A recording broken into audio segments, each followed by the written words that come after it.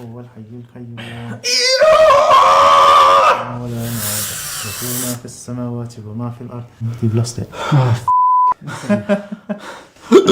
No, still there. Well done, you located it.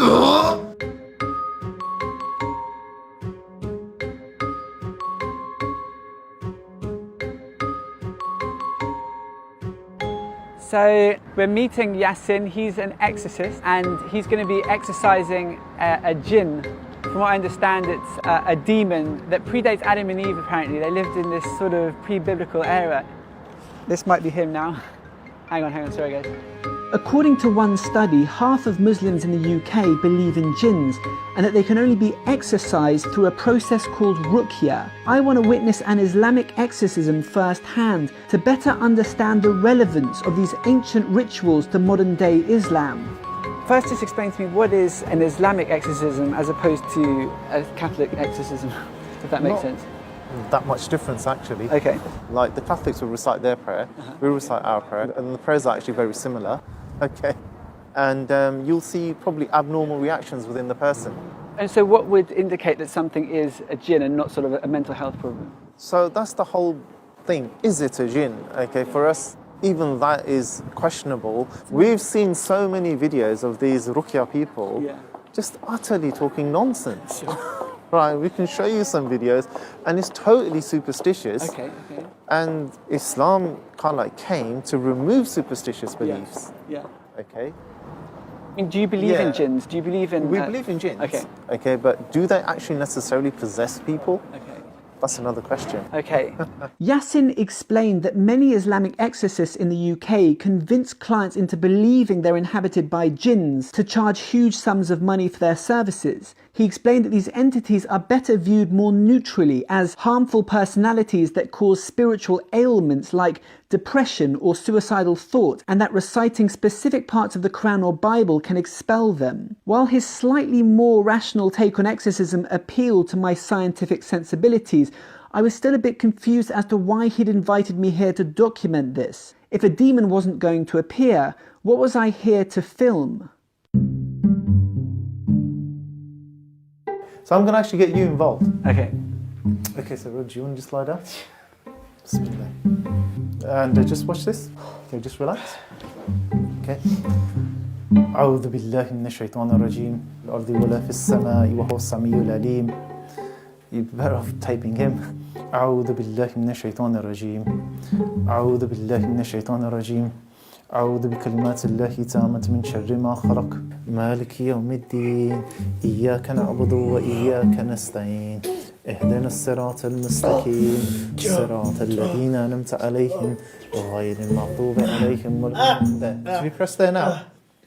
No. There you go. Okay. So keep pressing. What am I looking for? And that's it. That's what you're looking for. You found it. Look. See, he's holding my hand. He's really in pain. يحييهم وما خلقهم ولا يحيطون بشيء من علمه إلا بما شاء ووسع كرسيه السماوات الله لا إله إلا هو الحي There you go. He's back to normal. Yeah. So that's fairly intense. Yeah. So you located a personality. Yeah. I've shown you how to remove this personality. I see. That's what you were looking for. I was a bit confused. So the personality was localized in the stomach. Yeah, exactly. That's the area of affliction. So anyone who has multiple personality disorder, inverted commas, we can more or less locate that personality and extract it in this manner. What's interesting for me is your, this scientific, I wouldn't call it skeptical approach. So you're looking for some kind of rational foundation for what's going on. But there's definitely a superstitious element to what I'm seeing. I mean, it looks very much to me like you're pulling a demon out of this guy. Do you have an explanation? What is it for you? What is it? What's inside you? I don't know.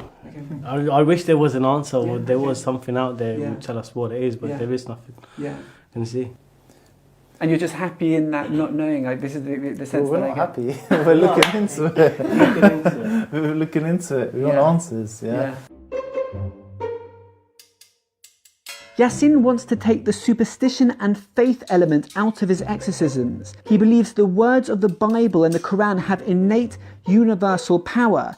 He wanted to prove that anyone can locate these split personalities and expel them using prayer.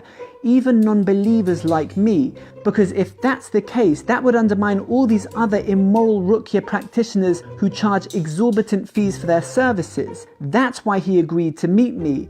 He wanted to see if I could perform Ruqya and also if I would respond to Ruqya.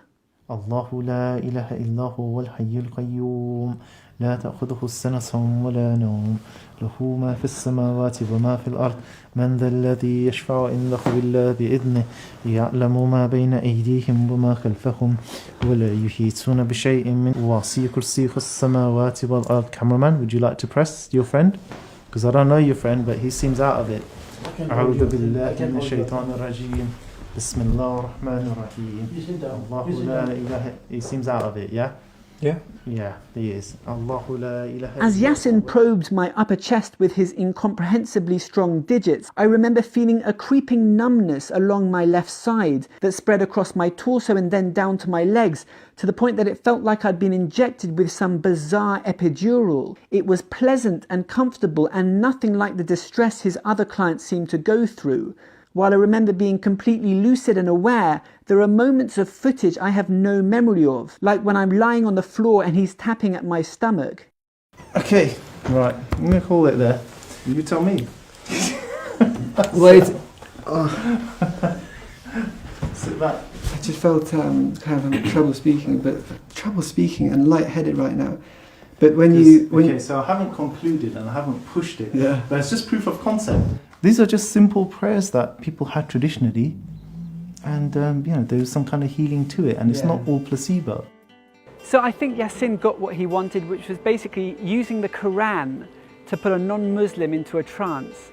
But I certainly didn't. I have no idea what happened to me in there. Yasin believes that he's extracting different personalities that would otherwise cause psychological and physiological harm. But he refuses to call them jinns.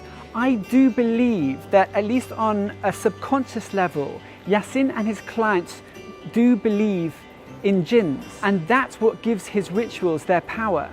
But that still doesn't explain what happened to me. Either way, I think there's a lot we can learn from these archaic medieval rituals if we study and explore them objectively and impartially, without all that superstitious baggage, to understand what's driving all those reactions in people, to understand what's happening to them. So that's it. I'm going to go home, I'm going to watch all this footage again, and I'm going to try and see what happened to me in there.